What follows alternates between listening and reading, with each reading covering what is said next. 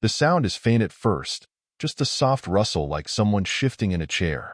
I'm lying in bed, wide awake, and I feel it before I hear it. That gut-deep twist that tells me something isn't right. My wife, Jenna, isn't next to me. The clock on my nightstand glows 2:12 a.m. in harsh red numbers. My heart thumps louder than it should in the dead silence of our house. That's when I hear it again, muffled laughter. Low, intimate.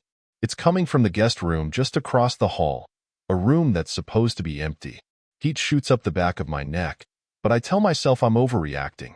Maybe Jenna couldn't sleep and decided to read or watch something. But the way she giggled, I know that laugh. It's the one I haven't heard her make in my presence in months. I sit up, moving carefully so the bed doesn't creak, and listen. Another voice answers hers. A male voice. There's no mistaking the husky tone. No chance this is some random noise my imagination cooked up. Blood rushes to my head so fast that I feel dizzy, and my hands clench into fists, digging into the sheets. Jenna's been distant lately, cold even. But this? In our home? Just feet away from me? I force myself to breathe. Slow. In. Out. Because the sudden surge of rage makes my limbs feel jittery and reckless. I can't afford to storm in without thinking. No, I need to be smart, calculated. If I'm going to confront her, I have to catch her in the act. No way to wiggle out of it. No lies she can spin later. Sliding out of bed, I reach for my phone, activating the voice recorder. It feels ridiculous, but if there's one thing I've learned, it's that the truth can be slippery without proof. My feet make no noise as I cross the room and pause just outside the guest room door, my ear pressed to the wood. That's when I hear it, the unmistakable sound of bed springs creaking, and I know, without a shadow of a doubt, that she's in there. With him. My hands shake, but I don't burst in. Not yet. I force myself to hold steady, to listen, and gather every detail for the confrontation I'm about to unleash. The door between us feels like a thin sheet of paper, and every sound from inside slices through me. The hushed murmurs, the low laughs, the breathy gasps. It's a betrayal made tangible.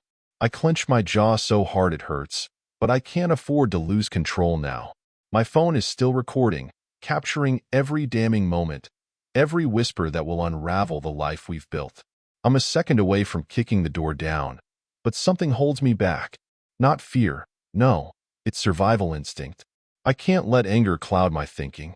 If I confront them too soon, Jenna will just find a way to turn this around on me. She's clever like that, and her lies have always been expertly crafted. No, I need to make sure there's no escaping this truth. I tiptoe to the hallway closet, cracking it open and grabbing the spare key to the guest room.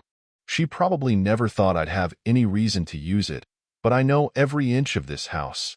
I hold the key tightly, the cool metal pressing into my palm. My heartbeat thrums in my ears, drowning out everything else. This is it.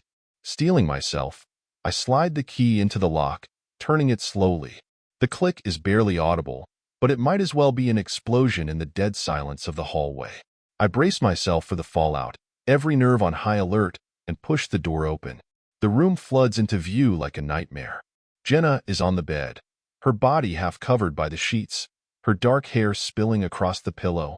Beside her, a man I don't recognize has his arm around her waist, his face frozen in shock as they both turn to see me standing in the doorway. What the hell? The man starts, but my focus is solely on Jenna. Her eyes widen, and for a moment, just a fraction of a second, there's genuine fear there. Then her face hardens, shifting into something defensive and defiant, as if she's already scrambling for excuses, for words that will make this all seem like it's somehow not her fault. I step into the room, shutting the door behind me. The air is thick, crackling with tension. My hands are steady now, my voice cold. I hope you're ready to explain yourself, Jenna. I say, my tone sharp enough to cut glass. Jenna sits up quickly, yanking the sheets around her like they'll shield her from the truth of what she's done. The man beside her scrambles backward, his bare chest heaving as he stares at me with wide, guilty eyes. I don't even spare him a glance.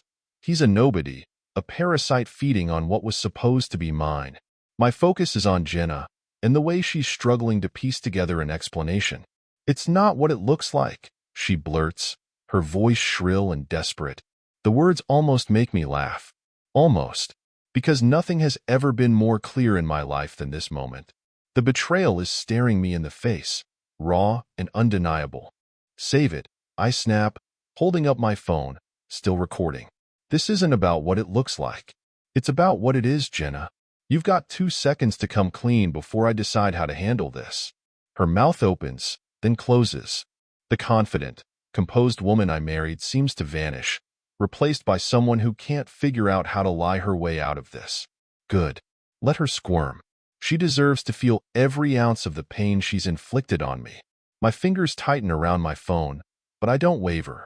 The man finally finds his voice, stammering, "Look, man, I didn't know she was married." "If I'd known," "Shut up," I growl, my gaze not leaving Jenna's face. "You're not the one who made vows to me. You can walk out of here, and I suggest you do it now if you value your teeth." He hesitates, glancing at Jenna for confirmation. She gives him a frantic nod, and he practically falls out of the bed in his rush to grab his clothes. The sight is pathetic, but he's not my problem. The door creaks as he slips out, leaving Jenna and me alone in the wreckage of our relationship. Her eyes fill with tears, and she reaches out a trembling hand. "Please listen, don't." I cut her off, stepping back out of her reach. "You don't get to cry and play the victim. I want to hear it, Jenna. The truth. All of it." She breaks thin, sobbing, her shoulders shaking. But I don't move to comfort her. I stand firm, arms crossed, waiting. Because no matter how much this shreds me apart inside, I won't let her see it. She has to face this, just like I have to. The truth is the only thing left holding this moment together. Jenna's sobs echo through the room, twisting like a knife in my chest. But I refuse to let her tears weaken my resolve. She looks up at me, eyes red and mascara streaked down her cheeks. Her vulnerability used to crack me open, make me want to protect her. Now, it only fuels my anger. "It started a few months ago," she finally whispers, her voice raw and shaking. "It wasn't supposed to mean anything. I was lonely, okay? You've been so distant, always working, and I felt, don't you dare blame this on me." I cut her off, fury lacing my words. "You think my late nights were me ignoring you? I was out there working my ass off to give us a future, to give you the life you always said you wanted. And this is how you repay me?" Her face crumples, and she clutches the sheets tighter. I know I messed up, but I was scared, and he made me feel wanted again. It wasn't about love. It was never about love. I paced the room, trying to control the whirlwind of emotions tearing me apart. The betrayal, the lies, the sheer disrespect of it all.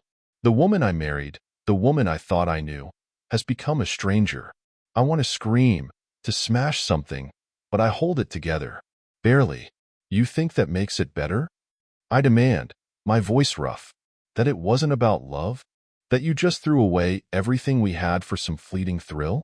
I pause, and my eyes narrow. "How many times, Jenna?"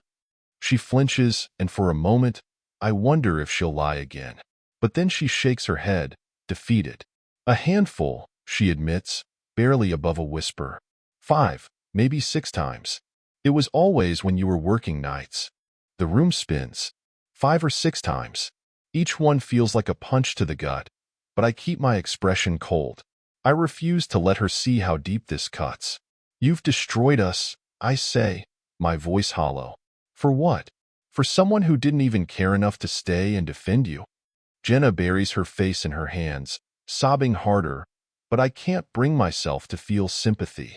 I've spent too long thinking of her as my partner, my other half, only to discover she's been carving out a life behind my back. Trust is a fragile thing, and she's shattered it beyond repair. I take a step back, the weight of what comes next pressing down on me. "Pack your things," I tell her, my voice ice cold. "You're leaving tonight." Her head snaps up, eyes wide with panic. "What? Where am I supposed to go?" "Not my problem," I say, unflinching. "You made your choice, Jenna. Now you live with it." Jenna's mouth falls open, and for a split second, She looks utterly lost, like a child being thrown into the cold without a coat. But I won't let that image break through my defenses. I've given enough of myself to this woman, and I refuse to sacrifice any more.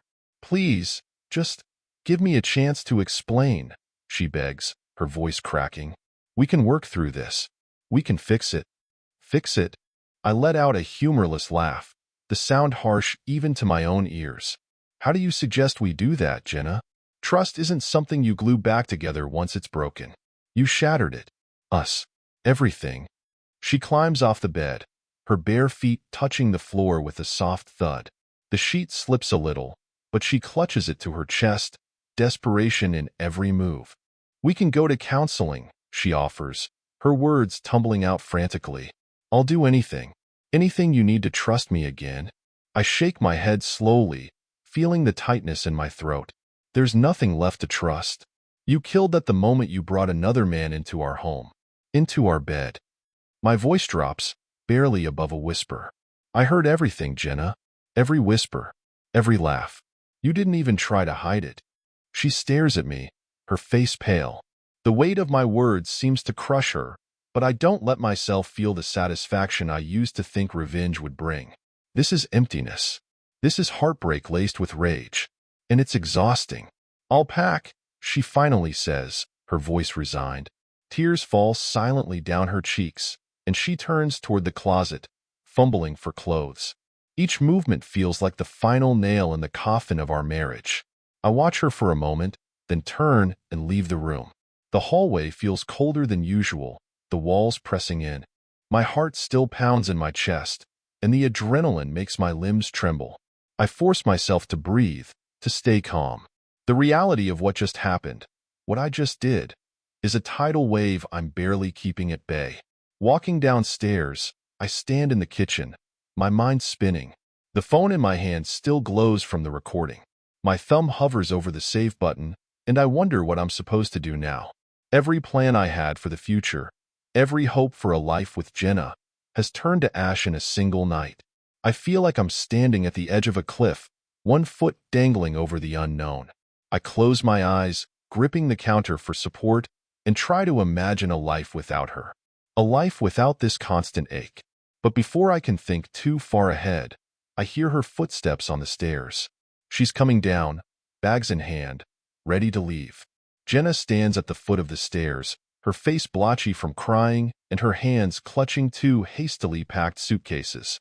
The sight of her like this, fragile, broken, would have once made me want to comfort her. But now, all I feel is a cold numbness. She takes a tentative step forward, as if unsure whether I'll let her walk past me. "Where am I supposed to go?" she asks, her voice trembling. It's the middle of the night. I meet her gaze, and for a moment, I almost waver. Almost. But then I remember the sounds that woke me up tonight.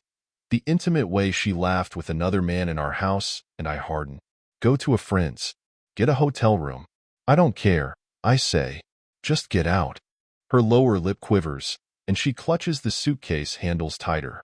"You're really doing this?" she whispers, her voice cracking. "After everything we've been through?" I nod, jaw clenched. "After everything you did, Jenna. You chose this. You decided we weren't enough. Now you deal with the fallout." For a moment, she doesn't move, as if hoping I'll change my mind. But I don't. I won't. Finally, with a shaky breath, she pushes past me, heading for the front door. Each step echoes in the silence, a drumbeat marking the end of our marriage. When she reaches the door, she pauses, her hand resting on the knob. She looks back at me, her eyes full of regret. "I never meant for it to come to this," she says softly. "Intentions don't matter," I reply, my voice steady. "Only actions." A tear slips down her cheek, but she doesn't argue. She turns the knob and steps out into the night, the door closing behind her with a quiet click. It feels like the final exhale of a dying relationship, and the emptiness that follows is suffocating. I stand there for a long moment, staring at the closed door, the reality of my new life crashing over me. The house feels impossibly quiet, the weight of her absence pressing down on every corner. But as much as it hurts, there's also a strange sense of relief. The truth is out, and I'm free from her lies. From the double life she was living right under my nose. But what now? I don't have an answer, just a hollow space where my marriage used to be. My phone buzzes, snapping me out of my thoughts. It's a message from a friend, someone who's always had my back. Maybe this is the start of something new, something better. I tuck the phone into my pocket and take a deep breath, my heart still aching but my resolve stronger. One thing is clear, I won't be broken by this. I won't let her betrayal define me. The silence in the house is oppressive. I wander aimlessly from the kitchen to the living room, my mind replaying everything that's just happened, trying to process the storm of emotions raging inside me. The betrayal, the anger, the emptiness. It all swirls together, leaving me feeling more exhausted than I've ever been. I sink into the couch, staring blankly at the dark television screen. It's surreal, like I'm caught in some nightmare I can't wake up from. The woman I once thought I'd grow old with is gone, and the home we built together feels like a hollow shell. My fingers itch to throw something, to break something, to vent the fury that's still simmering beneath the surface. But instead, I just sit there, motionless, letting the numbness settle over me like a heavy blanket. Eventually, I pick up my phone and scroll through my contacts. I land on my best friend, Mike. He's the kind of guy who never asks too many questions, who knows when to just show up and be there. My thumb hovers over his name, and before I can second-guess myself, I hit call. It rings twice before he picks up, his voice groggy with sleep. "Dude, it's 2 in the morning," he mutters, but there's no real annoyance in his tone. "What's going on?" "I need a favor," I say, my voice rough and tired. "Can you come over?" "It's bad, Mike. Really bad." He's silent for a beat, probably processing the gravity in my voice. "Yeah, man. Give me 10 minutes. I hang up and let out a long, shaky breath. Mike's on his way. At least I won't be alone to drown in this mess tonight. The minutes tick by, each one dragging longer than the last, until finally, headlights sweep across the front window. I hear the familiar rumble of his old truck as it pulls into my driveway. The front door creaks open, and Mike steps inside, still in his pajama pants and a worn-out t-shirt. His hair is a mess, and he looks half dead from lack of sleep, but there's nothing but concern in his eyes as he takes in the scene. "Jesus," he says, taking one look at me slumped on the couch. "What happened?" I don't even know where to start. The words feel like stones in my throat, heavy and painful, but I force them out, telling him everything. Jenna's affair, the confrontation, how she just walked out with nothing but a couple of bags. Mike listens without interrupting, his expression hardening as he pieces it all together. When I finish, he lets out a low whistle. "Man, that's brutal," he says, running a hand through his hair. "I'm so sorry." "Yeah," I mutter, the reality of it all still sinking in. "Me too." Mike doesn't offer empty platitudes or tell me it's going to be okay. He just sits beside me, his presence a solid, steady reminder that I'm not entirely alone. And somehow, that small comfort is enough to keep me grounded. For now, Mike sits beside me, the silence between us comfortable but heavy. He knows me well enough to understand that words won't fix this, and honestly, I don't have the energy to dissect what I'm feeling. So we just sit, two old friends facing the aftermath of my broken world. After a moment, he leans forward, elbows on his knees, and asks quietly, "So what's the plan now?" The question hangs in the air, and I wish I had an answer. My mind is a storm of half-formed thoughts, but I feel like I'm wading through quicksand, every step forward pulling me deeper into the chaos. "I don't know," I admit, rubbing a hand over my face. "I guess I need to figure out what the hell comes next." Mike nods, the look in his eyes telling me he's not going to push. But then he says something that cuts through the fog. "You know you deserve better than this, right? Better than her." My jaw tightens, and I feel a flash of bitterness. "Yeah, well, tell that to my stupid heart. It still hurts." "Of course it does," he says, leaning back. "That's normal. But don't let her drag you down any further, man. You've always been stronger than this." I stare at him, and a sliver of determination manages to crack through the despair. Maybe he's right. Maybe I'm stronger than this. I have to be, because giving up isn't an option. I owe it to myself to rebuild, to find a way forward that doesn't involve drowning in my grief. A thought strikes me, something I hadn't considered until now. I look at Mike and say, "You remember that cabin upstate? The one my dad left me?" He raises an eyebrow. "Yeah, of course. We used to fish there every summer." "Why?" "I think I need to get out of here," I say, the idea forming into something tangible. At least for a little while. Get away from all the memories, the constant reminders of her. Clear my head. Mike's eyes light up with approval. Hell yeah, that's exactly what you need. A fresh start, even if it's just temporary. The idea settles over me, bringing a sense of relief I haven't felt in weeks.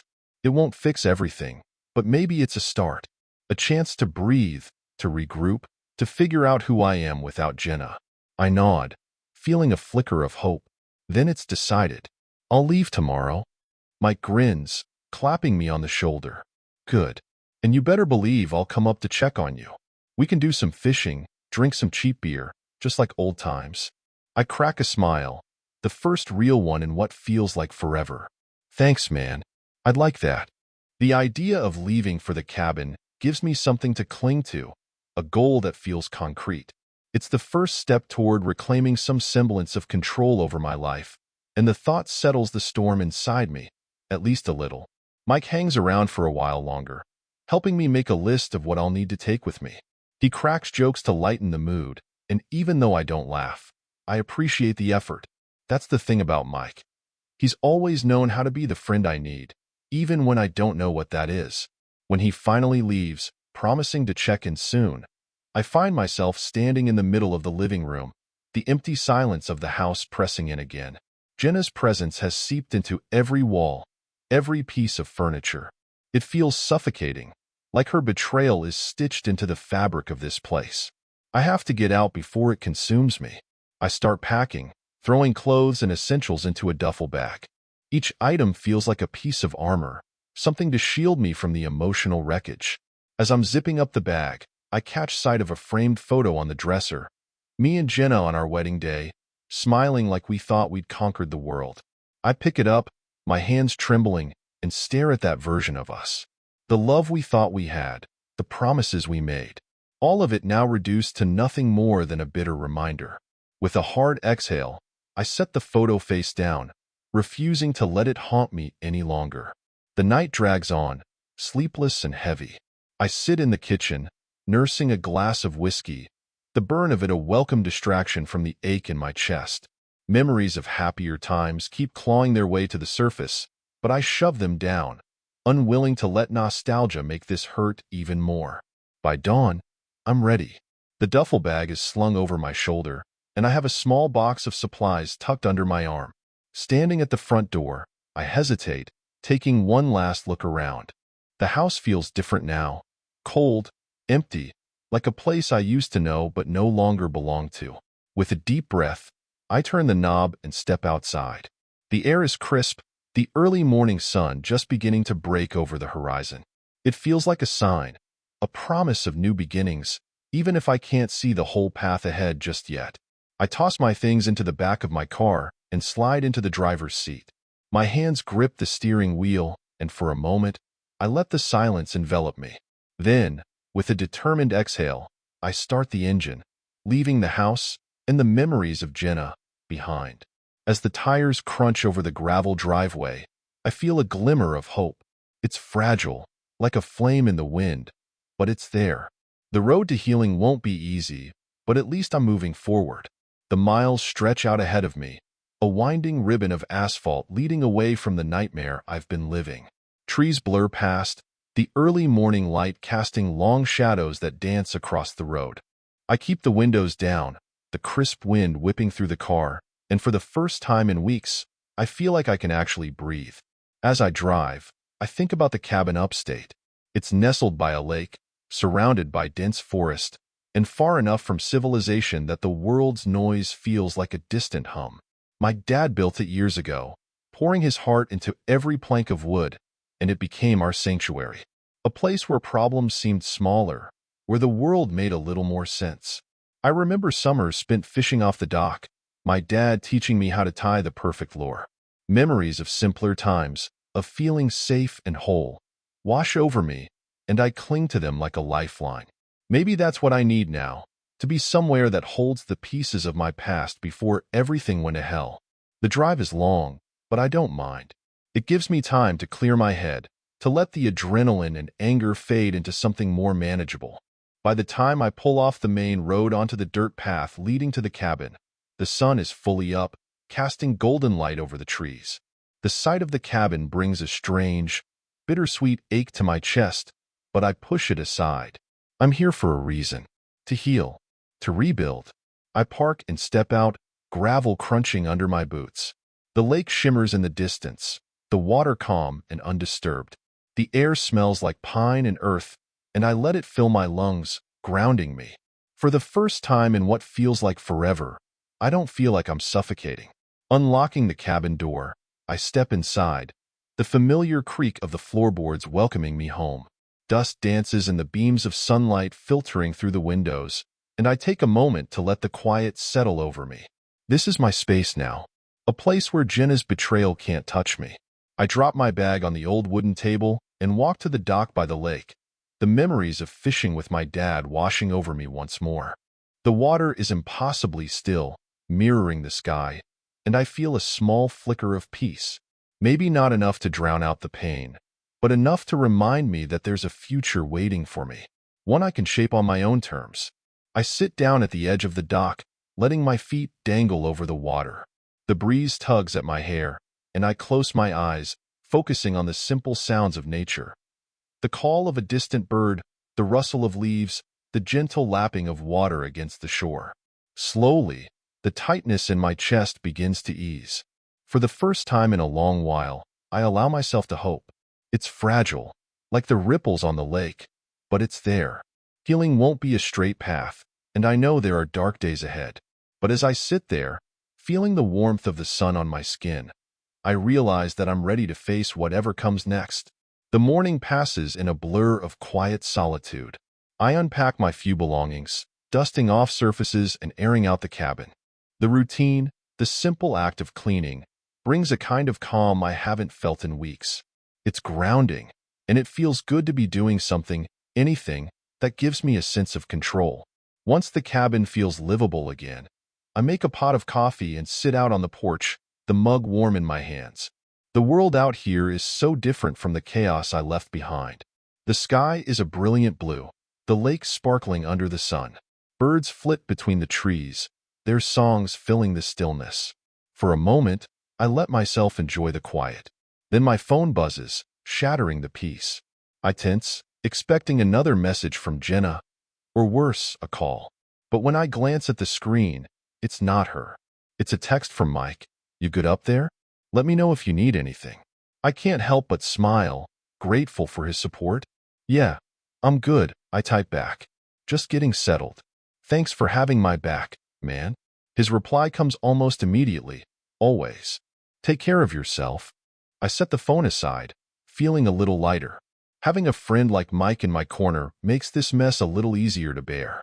But the thought of Jenna still gnaws at the back of my mind, like a wound that refuses to heal. I take a long sip of coffee, trying to shove the memories away. It's mid-afternoon when I decide to take a walk along the lake's edge. The forest is dense, and sunlight filters through the canopy, dappling the ground with patches of gold. My footsteps are quiet on the pine needle-strewn path, and I let the stillness soothe me. Each step feels like a small act of reclaiming my life, one foot in front of the other, moving forward. The water is crystal clear, and I can see minnows darting around near the shore. I kneel down, trailing my fingers through the cool water, and feel the tension ebb away. This place is a refuge, a sanctuary, and I'm grateful to have it. But as peaceful as it is, there's still a storm inside me. The anger, the hurt, the betrayal. It's all still there, lurking beneath the surface. I know I can't just pretend it doesn't exist. Healing will take time, and the process will be anything but linear. Standing up, I look out over the lake, watching the ripples from a passing breeze. "I'm going to be okay," I say out loud, the words a promise to myself. Even if it feels impossible right now, I have to believe that. Because if I don't, what else do I have? The sun is beginning to dip lower, painting the sky with streaks of orange and pink. I head back to the cabin, feeling the weight of the day settle over me. But this time, the weight doesn't feel crushing. It feels manageable. It feels like something I can carry. Back at the cabin, the evening air cools quickly, carrying with it the scent of pine and earth. I build a small fire in the old stone fireplace, the flames crackling and casting shadows that dance across the walls. The warmth is welcome, chasing away the chill that started to seep into the room, and maybe, just maybe, into my soul. I sit down with a simple dinner of sandwiches and chips, my appetite barely there. The quiet hum of the forest outside is the only soundtrack, but it's better than the deafening silence that had filled my house back home. Each bite feels mechanical, my thoughts still swirling in a relentless loop of what-ifs and whys. Once the meal is done, I settle into one of the cabin's old armchairs, the leather-worn but familiar. My mind drifts back to Jenna, unbidden. Her laughter, the way she used to make me feel like I was the only man in the world. How that had all changed so gradually I didn't even notice until it was too late. It's hard to reconcile the woman I married with the one who betrayed me so deeply. Frustration bubbles up, and I clench my fists, trying to push it back down. But fighting it only makes the ache worse. So instead, I let the pain rise, let myself feel the raw hurt. Tears sting my eyes, and I don't bother wiping them away. This pain is real, and I need to acknowledge it if I'm ever going to move past it. The fire pops, snapping me out of my spiraling thoughts. I take a shaky breath, grounding myself in the present. I survived today, and I'll survive tomorrow. One day at a time, one breath at a time. After a while, the tears dry up, leaving me exhausted but somehow a bit lighter. I push myself to my feet and grab a journal from my bag, something I hadn't used in years. I flip to a blank page and start writing, the pen scratching against the paper. Today, I confronted my pain. I didn't run from it, and I didn't let it drown me. I made a choice to move forward, even when it felt impossible. The words are simple, but they feel like a declaration. A reminder that even in the face of betrayal, I'm still here, still standing. I close the journal and place it on the table, the first page of what I hope will become a record of healing. As the fire dies down to embers, I crawl into bed, the old quilt heavy and warm. The cabin creaks as it settles, and I let the familiar sounds soothe me. Sleep comes slowly, but when it does, it's deeper than it has been in weeks. I dream of open skies and clear lakes, and for the first time, there's no shadow of Jenna waiting in the dark. The first morning at the cabin dawns gently, with beams of golden sunlight streaming through the window and birds singing in the distance. For a moment, as I lie there in bed, there's a sense of peace so profound that I almost forget everything that brought me here. Almost. I get up slowly, stretching out the aches from a restless night. My body feels heavy, but my mind is clearer than it's been in days. The lake outside shimmers under the morning sun, and I decide that fresh air is exactly what I need. Throwing on some clothes, I head out, grabbing an old fishing rod from the closet. Walking down to the dock, I let the early morning quiet wrap around me like a comforting embrace. The water is still, and the air smells crisp, full of the promise of a new day. I bait the hook and cast my line, the whir of the reel breaking the silence before it settles again. The stillness is therapeutic, and I find myself focusing on the small details. The light bouncing off the ripples, the occasional splash of a fish, the rustle of the wind in the trees. Time passes, and the tension in my chest begins to unwind. Being out here, in this place that holds so many memories of my dad and simpler times, I feel the faintest flicker of hope. Maybe it won't be easy, and maybe I'll have setbacks, but this feels like a start. I don't catch anything worth keeping, but that isn't the point. After an hour or so, I reel in the line and sit at the edge of the dock, legs dangling over the water. I take out my phone and, almost unconsciously, scroll through old photos of Jenna and me. There's one of us at a friend's wedding, her head thrown back in laughter, my arm around her waist. We looked so happy, so sure of our future together. A part of me wants to delete every picture, to erase her from my life completely. But I can't. Not yet. Instead, I tuck the phone away and stare out at the lake, letting the hurt wash over me without fighting it. I remind myself that grief isn't linear. It's messy and painful, and there's no shortcut to getting through it. The sun climbs higher, and I feel a warmth on my skin that's more than just physical. It's the warmth of possibility, of realizing that my life doesn't have to end here, even if it feels like it's shattered. There's a future waiting for me, one that doesn't revolve around Jenna or the life we built together. It's a blank canvas, and while the thought is daunting, it's also strangely freeing. With renewed determination, I stand up and head back to the cabin. There are things I need to do, steps I need to take to rebuild, but I'm ready to face them. One day at a time, one moment at a time. As I walk back, the breeze carries the scent of wildflowers and pine, and for the first time in weeks, I allow myself to smile. It's small, tentative, but it's real. The road ahead is uncertain, but for now, I'm grateful just to be moving forward. By midday, the cabin feels less like a place to escape and more like a place to start over. The sun is high, filtering through the leaves in golden beams, and the world feels alive around me. I make a simple lunch, grilled cheese and tomato soup, and eat it out on the porch, savoring the quiet and the warmth of the sun on my face. After lunch, I decide to get busy. There's a woodpile behind the cabin that needs organizing, and the physical work feels good, like I'm burning away the frustration and sadness that's been choking me for days. The rhythmic thunk of the axe splitting wood is satisfying, and with each swing, I feel some of the tension leave my body. Sweat drips down my forehead, and I pause, leaning on the axe handle and catching my breath. I think about what Mike said last night. You deserve better. The words echo in my head, and for the first time, I really start to believe them. Maybe Jenna's betrayal says more about her than it ever did about me. Maybe I'm not broken. Maybe she is. I'm lost in thought when the crunch of tires on gravel startles me. Wiping the sweat from my face, I turn to see Mike's old truck rolling up the dirt path. He steps out, grinning and carrying a case of cheap beer under one arm. Figured you'd be out here playing Mountain Man, he calls, setting the beer down on the porch. I chuckle, setting the axe aside and walking over. What? You think I'm going soft up here?